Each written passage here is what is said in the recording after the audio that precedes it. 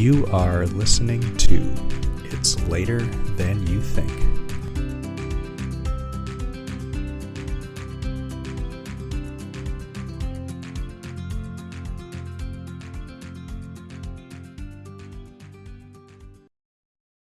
Hello, what is up? I've got a real gem of an episode to share with you this week. Continuing with the Fleeting Moments series, I had the pleasure of chatting with Marie Schneider a couple of weeks ago.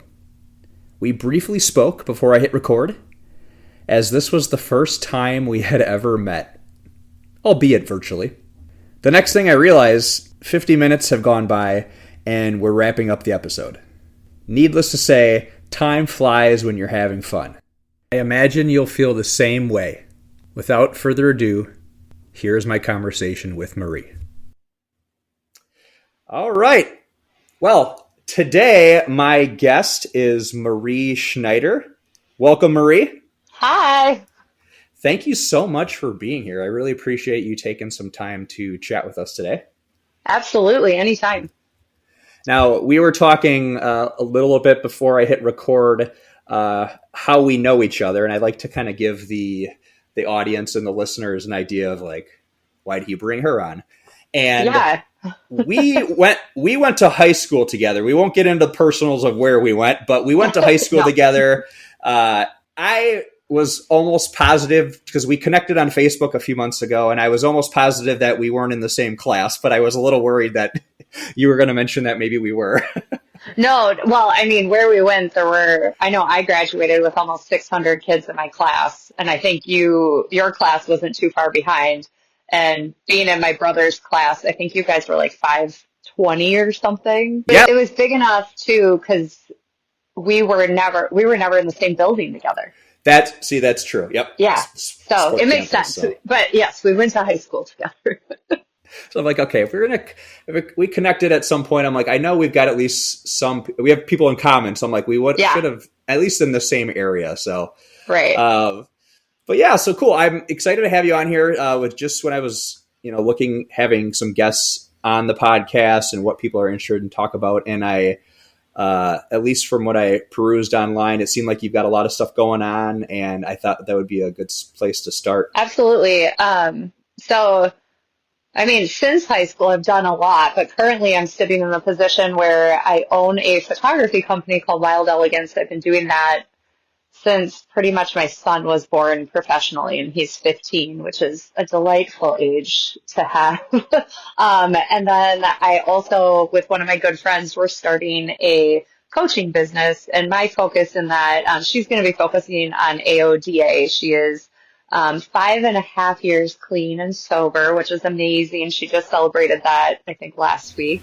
Awesome. And then my focus is going to be on women in business that are neurodivergent. So I have really bad ADHD, and I also was a special ed teacher in one iteration of me trying to figure out what I want to be when I grow up, with a focus on autism and ADHD and other neurodivergent brain functioning.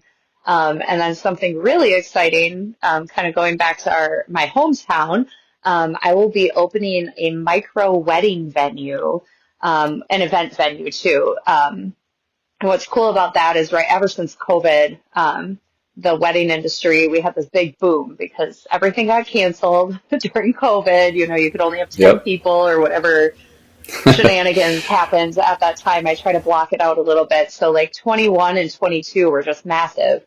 And now with the way the economy is going, there's so many couples that just can't afford a $60,000 wedding. And I think especially, I'm an elder millennial. I think you qualify as an elder millennial. Sorry, I know we all don't like that. We were born in the late 1900s. I think we're focused more on the fact that, $60,000 is a real nice down payment on a house. So weddings are starting to trend toward more like intimate, small group gatherings with your closest of people instead of these. I used to photograph 500-person weddings, and honestly, I can't even comprehend that anymore. So things are definitely trending in the more practical, I think, and moderate sense in the industry, what's cool about this is the building is one that when I was like 9 or 10, my best friend, we used to be feral when we were younger, and your parents would like kick you out and you'd be all over the place. We used to run away and pretend we were like Huckleberry Finn living in the wild, with our peanut butter and jelly sandwiches and our bikes and everything. But it was a Yeah. building that we used to go by all the time. And I told my parents I was going to turn it into a wedding venue one day. And it just so happened that one Really? of my former wedding clients owns the building. I didn't know that. And this is what she wanted to do. And she asked me to be her business partner. So it was kind of all that manifestation after all those years came to fruition. So that just happened 2 weeks ago. Little bit of a Wow. whirlwind. So even since we talked about me coming on the podcast, so much has changed.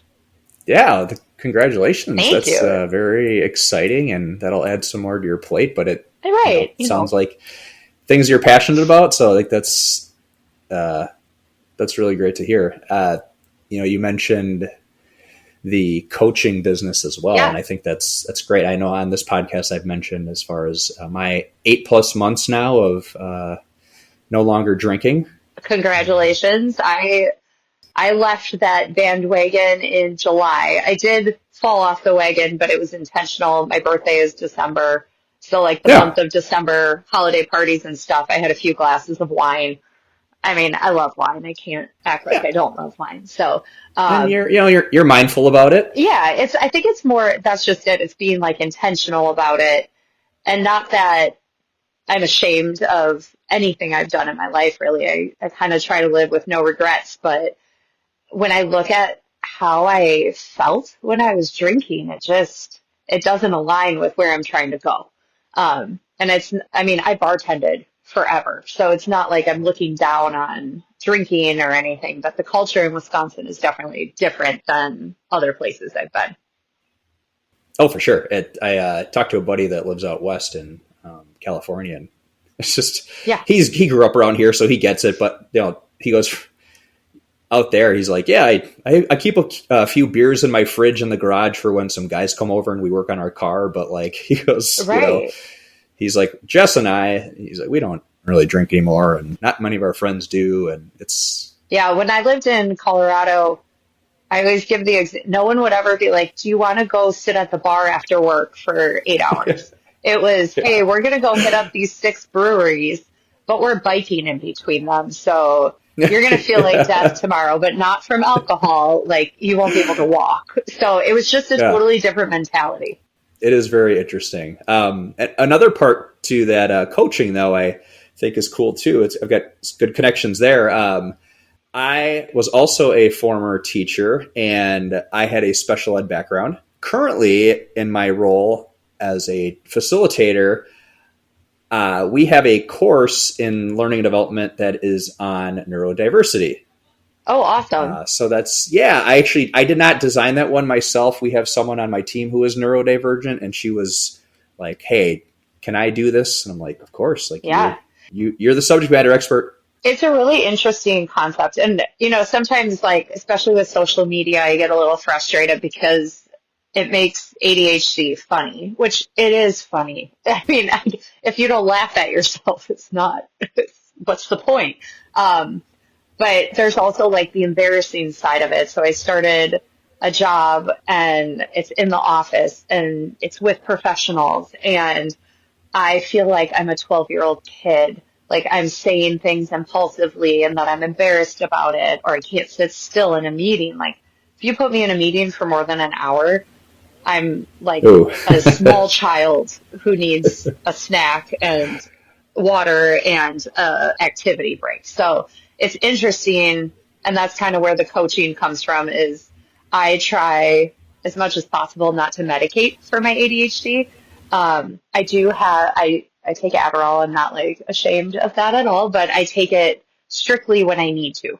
And that means when I need to means when I want to not feel embarrassed or disturb other people. So I'm fine. Like if I'm left to my own devices, I get everything done. It's not in a logical order. It looks chaotic from the outside in, but just working with women specifically, because it does, we mask it a little bit differently than a lot of men do. and just how that looks and how it shows up as adults and the anxiety and the stress and all of that that goes along with it. It's really, it would have been great to have more research on it as I was growing up.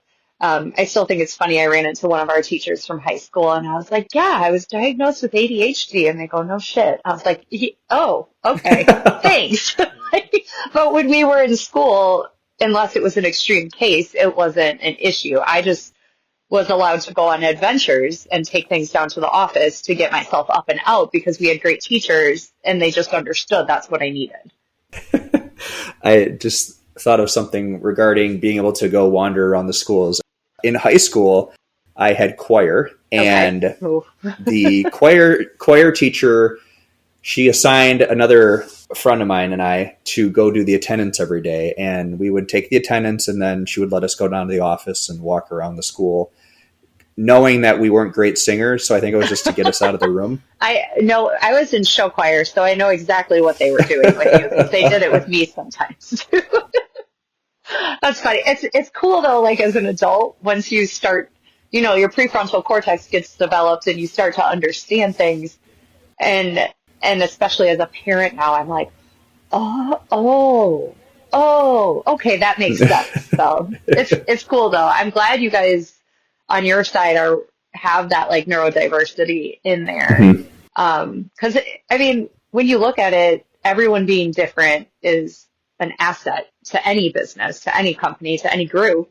It's sometimes you have to work through those differences and understand them better. And like I said, pop culture, social media doesn't necessarily always portray neurodiversity in full.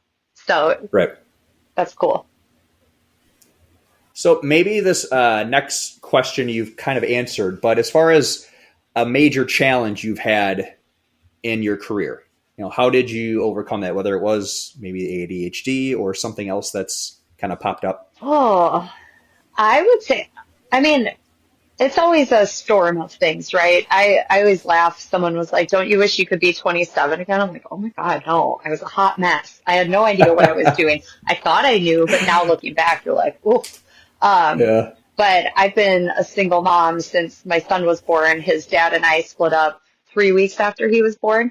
And we're like super good friends now. His girlfriend and I are really close, so it works out really well. Like there's nothing bad in that. But I think just I had him when I was 24.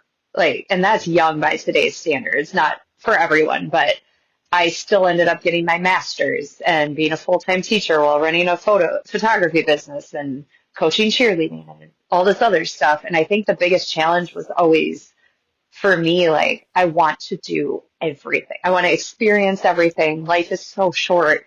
And that's why I like your podcast title, It's Later Than You Think. And it's because I'm sitting there on the verge of 40 and I'm like, oh, that's like halfway through life. And the women in my family tend to live pretty long. So I'm a little under halfway by statistical standards here. But I'm like, I have so much I want to do still. So I think that's always been the biggest challenge.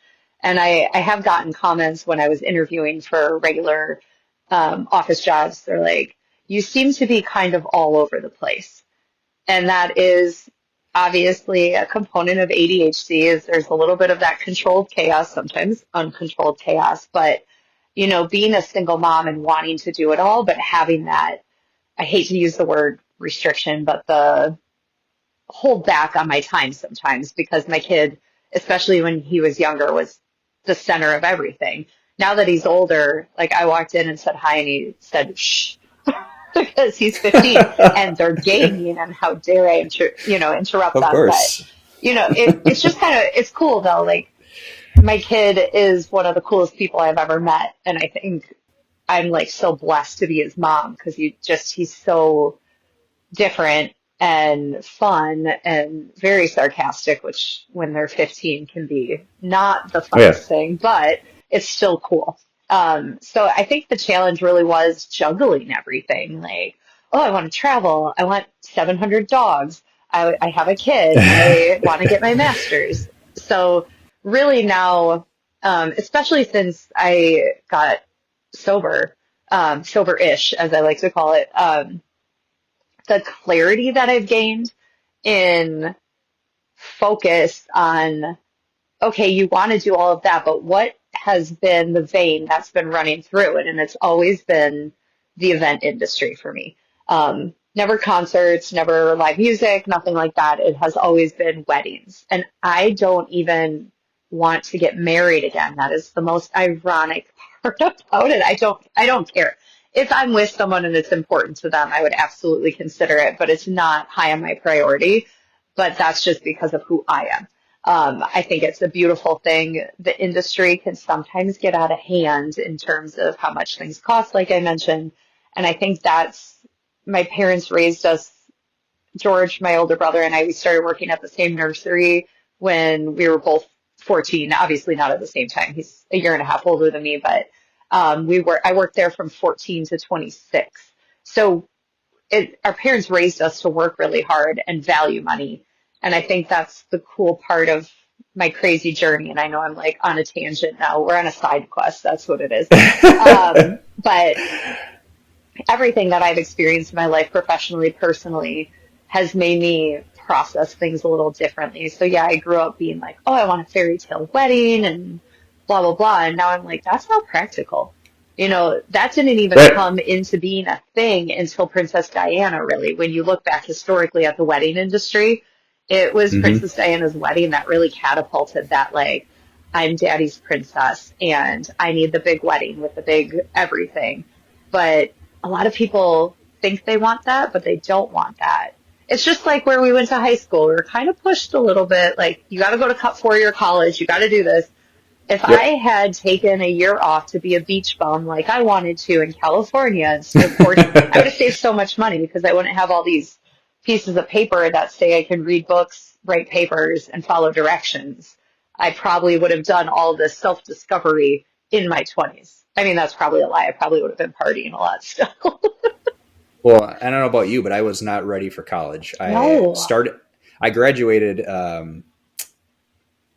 from Carroll, but I started at Oshkosh, Okay. and I was there for a year and a half and was having too much fun. So Yep. I came home on my own accord. It wasn't, the school Yeah. was asking me questions, but I did leave on my own, and I was not ready for that. And then I went to school part time, and I ended up graduating when I was 26, Okay. in teaching. And then that I made it 6 years. I was like, well, this isn't what I want to do. Right. Well, and I mean, teaching, that's kind of where I actually ended up working at our high school after college. I like moved back home after I went out to Colorado, moved back home and got a job in the office at one of the buildings. And I fell in love with working with the kids. And that's what made me go back to school for my teaching license. And I only got my master's because when I went to teach at Shorewood in Milwaukee, which was honestly just like the fantasy teaching job. I loved it so much. I only left because I moved out here to be closer to my son when he started school. But um, I got my master's because they needed a literacy teacher, and I already had my English degree and my special ed degree. So it was like the program at UWM was part of a master's program. I'm like, well, I may as well do the last 6 classes if I'm already doing the 8 in this program that lead up to a master's. So it's that, like, when you aren't being intentional about what you're doing and you aren't taking the time to step out of your path of like moving forward. That's why I like all my side quests. They're a little annoying sometimes to some people, but like I'm like, oh, you know what? I'm going to be a yoga instructor. And I was for like a year and a half. And I loved it. And I'm considering doing it again. I was a florist because it sounded fun. And now that Yeah. has all kind of come together and it all makes sense. It did not for about 10 years, but if we had waited till we were ready for college, I don't know if I would have gone. I think the most valuable lessons I've learned and the intelligence I have in business comes from just doing and learning Yeah. from other people. Not that college isn't valuable, obviously. Getting a teaching license is important and understanding the strategy behind it is important. But I definitely did not appreciate college the way I would now. I think if I would go back now, it would be a much different directive for me on what are you doing here? Why are you doing it? Yeah. But what do you know at 18? I mean, Here, everything. yeah, you're signing on the dotted line. Here's a big loan for you. Right. You're gonna have to pay this back at some point, but don't worry, the interest won't be that bad. And also the school system barely set you up to understand how all of the loans and stuff works because we were too busy learning calculus. And I mean, we did have the personal finance class, which I thought was a very valuable class, but it was one semester. Like that's 90% of your life is spent doing your personal finance. I feel like we could have focused on it. It reminds me of that meme that's like either elementary or middle school, and it's like, hey, teacher, how do I balance my checkbook? It's like, shut up and line dance. Right. But also I love line dancing, so again, I don't know where we draw the line here, but and it's interesting too, because you and I have that perspective of being on the other side of teaching. Yeah. I really pushed when I was teaching to add the book, The Perks of Being a Wallflower, which I don't know if you read that in high school. It is a great book, but it deals with sexual assault. It deals with drug use. It deals with issues that my students, who a lot of them were considered, in that at-risk category. I'm always like, at risk of what? Having an independent thought? Cool. But, they were actually talking.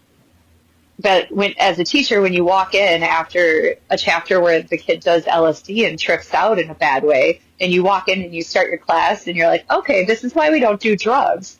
And, they start laughing. Yeah. Obviously, it's meant as a joke. Don't do those drugs, but like, you start the class that way to get their attention. And then I'm like, we read that book. At least I exhausted the English curriculum. I'm an avid reader when I was in high school. And that was one of the most meaningful books I think I read as a young person. And, we read like The Great Gatsby, but when I read The Great Gatsby now as an adult, it's more meaningful. Yeah. Yeah. So I don't know how we got on this side quest. Sorry. We're going to take a few of those today. I love it. This is what the podcast is all about, right? Conversation. That's what it is. Exactly. All right. So let's go on to this next question. Okay. What brings you happiness in life? I mean, we've talked a little bit of career and your son, your family, but it's dogs. I know you saw on my Facebook, I was fostering this dog. I love dogs so much. And sometimes I'm like, I have no business owning a dog. I'm like always busy. I'm always all over the place. I currently have 2 huskies. One is a purebred. He came to me, they're both free dogs, which are the best dogs. He came to me, one of my classmates actually passed away, and we had the same birthday. And after he passed, his sister posted something that he had just gotten beans, like rice and beans. And he was a puppy and she has young kids, and it was just too much. So I picked him up pretending I was going to foster him. So that didn't work. I had him for like 2 minutes. I was like, this is my dog. And then the next one was actually another classmate of mine. She posted that there was this poor dog that needed a home, and I went and I looked at him, and he was like severely underweight. The old guy who had him, his daughter dropped him off. He was trying his best to take care of him, but he was a lot. So now I have 2 male husky. One is a husky shepherd mix, but 2 male huskies that are both 3 years old.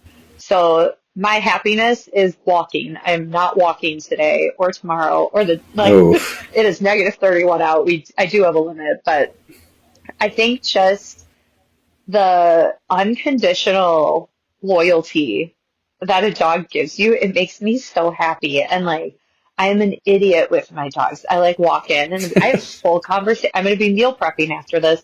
I will be telling my dogs every step I do. And it's nice with my son being at his dad's half the time. I always have someone here. And I know us millennials are obsessed with our dogs. I can hear like every boomer being like, if you didn't have so many dogs. But the dog I fostered was going to be put down the Saturday after Christmas this year, and there's a rescue that I've gotten previous dogs from and have volunteered with before, and they kept posting, and I finally was like, if no one else can do it, I'll do it. But like, I have stuff coming up that like I can't keep them for a long time. And actually, a really good friend of mine ended up adopting him, so I will still get to cool. see him when he travels. Onyx is the dog's name. Onyx will be coming here, so I'll be dog sitting. And I know that sounds like such a silly thing that brings you happiness. I truly believe that people are like, how are you so happy? You've gone through some terrible, terrible things, and like you're always like busy. And I'm like, because you find happiness where you're at. You know, Right. happiness isn't like it needs to look like this in order for me to be happy. I'm like, oh, I got an extra piece of chocolate that I found in the bottom of my purse today. I am happy.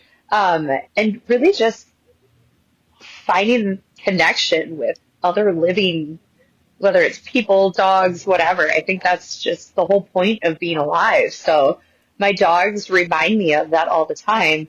And they also keep me in line a little bit inadvertently because they need to be taken care of. And I love taking care of people. So that's probably what the real happiness with the dogs is. Yeah. I love cooking for people. I love going out of my way. I like making people feel good. And I get to do that with my dogs, and they have no choice because I kidnapped them and they are prisoners in my house now. That's so true, though. I mean, I also have a dog, and aside from the responsibility of taking care of them, Yeah. so I don't know. I was reading something earlier, and it's like I think some dog breeds will age up to like as far as their kind of mental capacity in a way of like a toddler or like a 3-year-old. Uh-huh. They actually know quite a bit and they have good memories. But again, that whole unconditional love and the forgiveness meter that Yes. they have is like, or forgetfulness. I don't know, One of but the it's two. like, it's great. I mean, that's one of my favorite parts too. Just having the And dog. like, They're always there and they're loyal and I've picked up on if I laugh at something they do, they will keep doing it, which is, I don't think I ever noticed that before. And again, sobriety, this is like in the last, whatever, yeah. however long ago, July was 5 months. I don't even, 6 months. Uh, like just those little things. And like my one dog, he woos. It's not a howl, and it's not the husky. It's the shepherd mix. Okay. He'll like yawn, and it ends with like this oh, and I laugh every time, and I mimic him. And now my husky, I don't know. I think he's broken. He doesn't know how to howl, but he'll start going arr, arr. So it's like, oh, mom thinks it's funny. Let's do it. So I just think it's those little things. They don't want a lot. They don't need a lot. And they're just, when you come home, they're like, oh, you're here. I forgot you existed. Not really.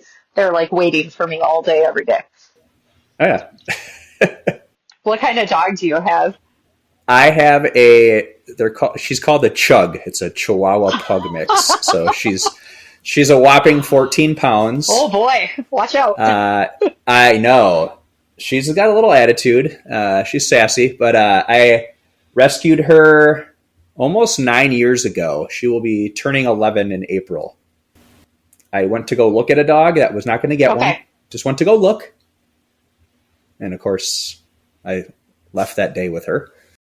I was picking up the second dog, when I went to look for him, and I texted my boyfriend, and I'm like, so on a scale of 1 to 10, how mad are you going to be if I get my dog a dog? He goes, it's in the car, isn't it? I was like, yes. So, it is what it is. But it is. It makes me happy to have a dog, so I'm going to do it. What do they say? It's easier to beg for forgiveness than ask for Yes. permission. No. Yes. So you've touched on this a little bit today, but how is your view on your lifestyle, like overall health or overall outlook, changed in the past year?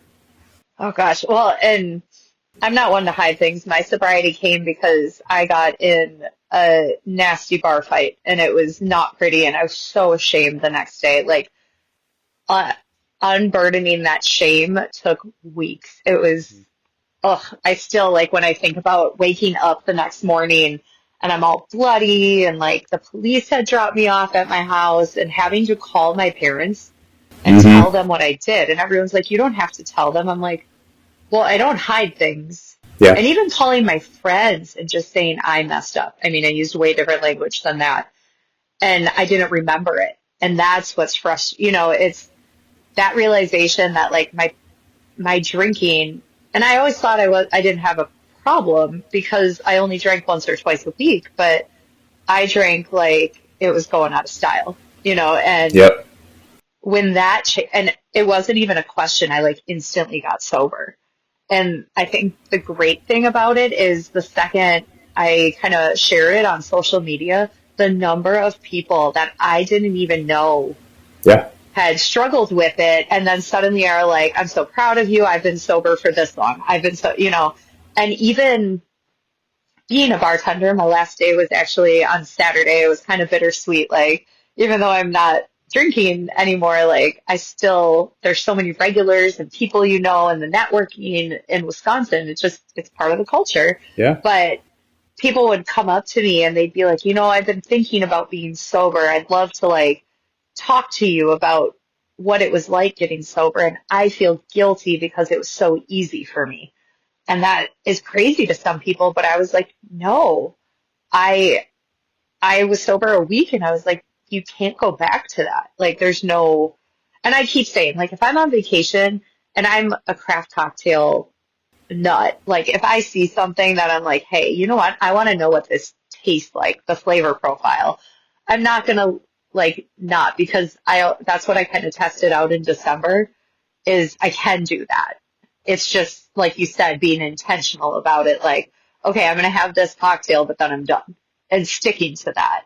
And I think a lot of people, the addiction of alcohol, not even sometimes like the chemical addiction of it, but the social addiction of it, Yeah. especially in Wisconsin. Like, if you're lonely, you can go to a bar and you have 20 friends. Right. Um, Yeah. and I think like with that, for so many years, I had an eating disorder when I was younger, and I've always kind of struggled with my weight. I'm up and down and up and down. And now I'm at a point where I might fluctuate a little bit, but I'm pretty solid. And I wasn't like that when I was drinking because when you do the math, like an ounce of vodka is about 100 calories, give or take. It's not quite. But in Wisconsin, we do about 2.5 ounces. So that's 250 calories, not including a mixer in your drink. And if I'm sitting there having 10 of those a night, Mm-hmm. that's 1,000 calories more than myself as a woman of my size technically needs.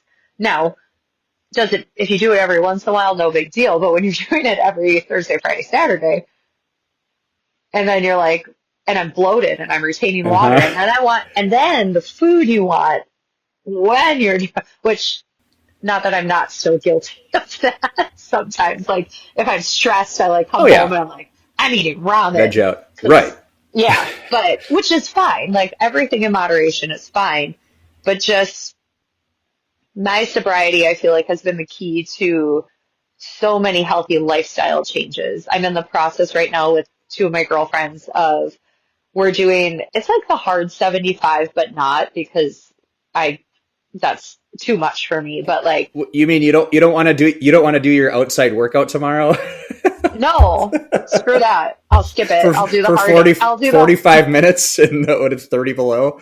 yeah, no. And I walk my dogs every morning for about 45 minutes to an hour. But that is because that's what they need. Mhm. And doing that though has been life changing. For so many reasons. My ADHD is so much better, and that's one of my focuses right now is reducing refined sugar. So not cutting it out completely, although some days I really do have 0 grams of added sugar of like refined sugar. And natural sugar is fine. Yep. But when you look at the correlation between like glycemic index of food and how it affects your attention and focus, because it's all chemical. We're all chemical and food is chemical. Um, and alcohol, there's a lot of comorbidity between addiction and ADHD and other things like anxiety, depression. So it makes sense. Substance abuse amongst neurodivergent people is high. Whether it's alcohol, drugs, gambling, mine is shopping, Amazon. We'll tackle that a different day. Oddly enough, I was like, with that sobriety, I was like, okay, how do I want to feel? Not how do I want to look, like, how do I want to feel? And I always joke, I am training so that when the zombie apocalypse happens, I can outrun 90% of the population. Love it. And that's been the focus. One of the big things for me too with the sugar is the caffeine. I use caffeine to self-medicate because with ADHD, like some people drink a 5 hour energy and they're like wired and they're ready to go. I take a nap, but it helps kind of like smooth out the thinking process. I can't think of another way to explain it. Giving up caffeine has been 800 times harder than giving up alcohol was. Really? Yeah. And that was mind-boggling to me. I always thought the caffeine use was linked to the alcohol because you're hungover and you need that jolt to like get through the day. And now I'm like, I feel great, but my brain is all over the place. So you've cut out all caffeine. No, Okay. because I'm not there yet. Okay. I was drinking 8 to 10 energy drinks a week. Oh, yeah. That's Yeah, okay. and it's horrible for you. Are you a coffee drinker? No, I think it tastes terrible. I love the smell of it. I like tiramisu, but if you ask me to drink a cup of coffee, I'll like grimace through every sip. I love espresso martinis, but I'm not. Yeah, like I mean, which I know it's illogical, but whatever. Marie, I did not start drinking coffee until I was 30, which some people are like, isn't that weird? I don't know because I'm like, are we just drinking coffee younger and younger because it's been glamorized on like social media and TV shows and stuff like that? Or because everyone's so stressed out and they have so much on their plate, like they need the caffeine to function? Are they not being outside? Well, now we're going to have another side quest for the next 6 months to figure out why people drink so much coffee. So I got started, believe it or not, in my former teacher life. It's acquired taste for sure. Not for everybody, but But so is alcohol. I got over that just fine. But, like coffee, I mean, kudos to you. Do you enjoy it now? I love it. Oh, Yeah, it's something I look forward to when I wake up in the morning. I can turn great. it off. Like Okay. I had 1 cup today, and I wasn't working, and I slept in today, so I actually wasn't like I woke up and I'm like, yeah, I'm not really tired, but I wanted to read and kind of chill out today since it was so cold, nothing else to do. So I ended up having a cup of coffee. But like tomorrow, I'll probably have 1 or 2 while I'm working from home. Okay. But I can turn it off, or I don't like. I can still get work done. I like the taste, and I I like wish the I would caffeine like buzz. that with my energy drinks. Because I still like yesterday I had one and I regretted it because now that I'm not, so I switched. It's a drink called Bubbler, and it's Yeah, actually fabricated in Watertown in those are good. Wisconsin, and they have the same amount of caffeine as a cup of coffee. So that's kind of where I'm at. Like I I have, I can tell you, I have one Alani Nu in my fridge right now that is reserved as a special treat for me. Uh, And which I know, like my special treat used to be going out to the martini bar in Oconomowoc and having like 6 martinis. Now I'm like, I'm going to have caffeine and be crazy. But my bubblers were the way I weaned myself off of that because the headache. Oh, I think that was just it. Like alcohol, you decide to give it up and you have 2 weeks of, yeah, for some people, like it's bad. Some people need medical assistance stopping drinking. I was lucky that I didn't. But caffeine, the headaches, oh my gosh. And then you're like crabby, and then you're like, oh, if I would just have an energy drink, then I'll be yeah. fine. And I think giving up caffeine made me truly understand addiction for people because it was crazy to me that that is how I was thinking. Mm-hmm. But yeah, coffee. I'm not a warm drink person in general. I'll have a hot chocolate when I go. I meet a lot of clients at coffee shops to talk about wedding plans and stuff like that. I'll have a hot chocolate when I go. Not a tea person. Uh, but yeah, Well, I'm glad you found your coffee. You have that thing that you love. And I mean, it's not terrible for you. Like, it's coffee. It's, the energy drinks are way worse with all the chemicals in them. So coffee's okay. Those bubblers I just heard of recently. I've seen them on the store at Pick and Save or whatever. Yeah, But it's like sparkling water, but it has yeah, a little bit of caffeine in it, and it really has helped. And I don't drink one every day right now, and that I started weaning myself off of it. That sounds so funny. Like 2 months ago. And I did it. I would be like, okay, I'm gonna drink half an energy drink. And I was like, just kidding. I drank the whole thing.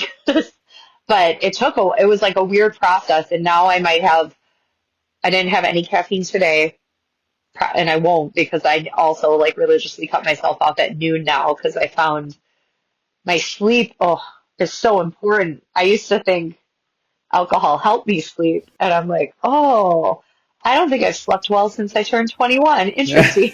But those yeah, REMs. Yep.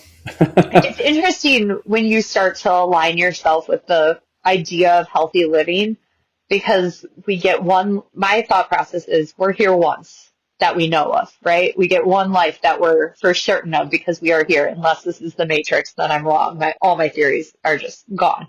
But if I can be here as long as I can and experience as much as I can, they say your brain for the like 7 minutes after you die, it replays everything through your head. I'm like, I want my 7 minutes to be the most kaleidoscopic, I made up that word, Love it. vision of all these people and places that I love, that I experienced. And if I'm not remembering half of my time because I'm drunk, Yeah.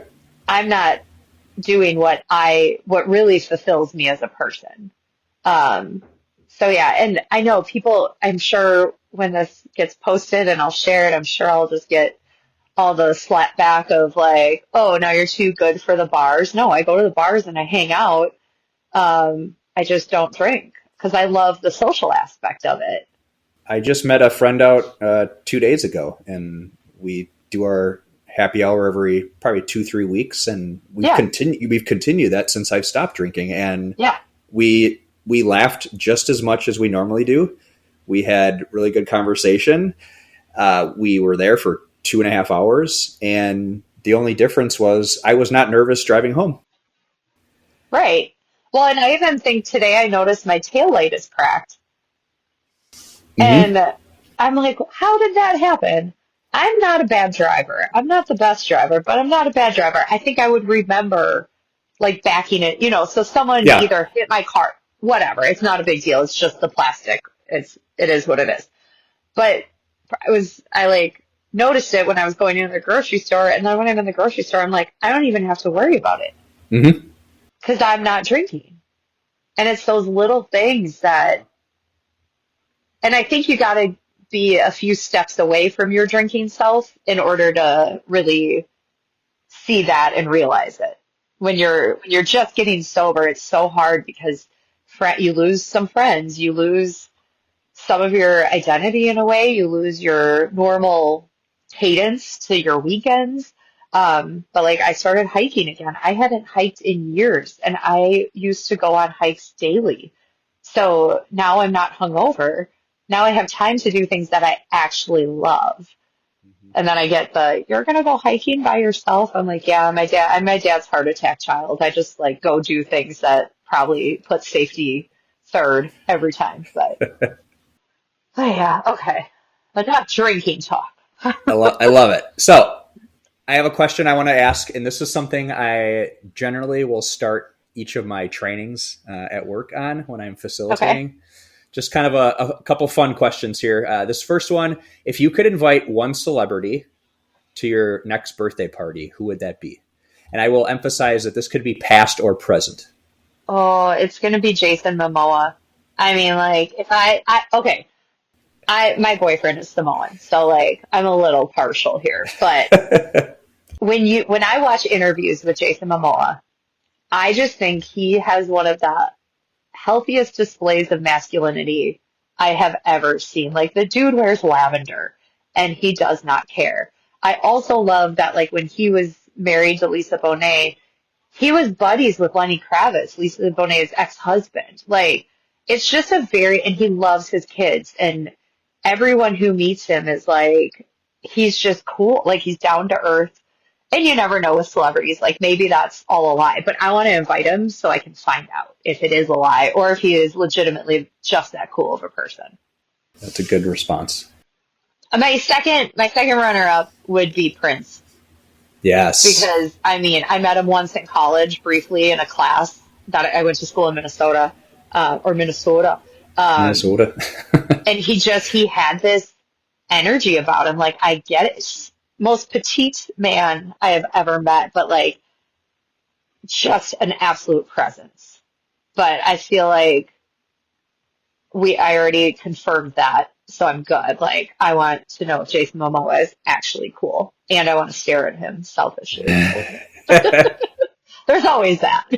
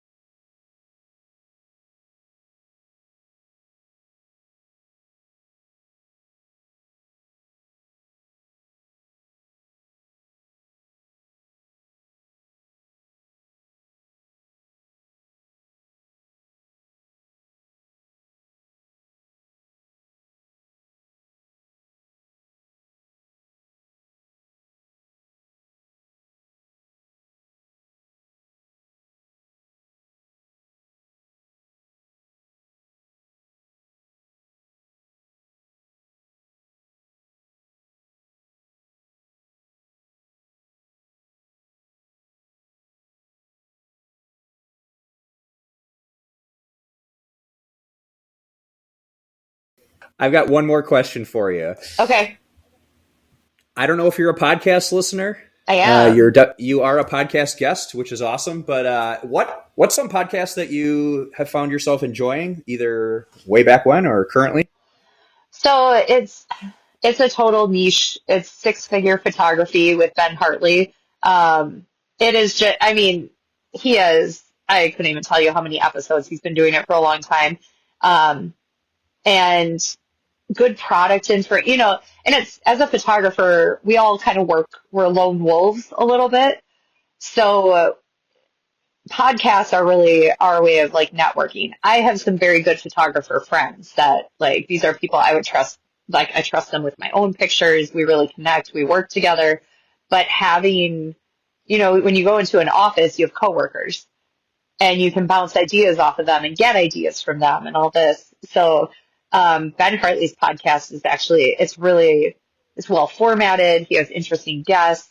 The sponsors that he brings on are actually very useful tools for photographers, sometimes directly. He has one Fundy software, which it's like AI album design. So when I'm designing an album, it used to take hours upon hours. So it's really like being efficient as a photographer so you can focus on the art of your photography and automate the business side of it. See, I can be nerdy sometimes. How often does he release new episodes? I want to say weekly. I couldn't tell you because I started listening to him about a year ago, and I'm not even current on the episodes. But I listen to a lot of my podcasts on Spotify or Google Podcasts. Nice. I'm not into the murder podcasts.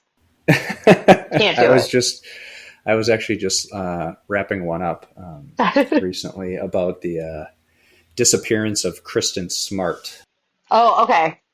It was called Your Own Backyard.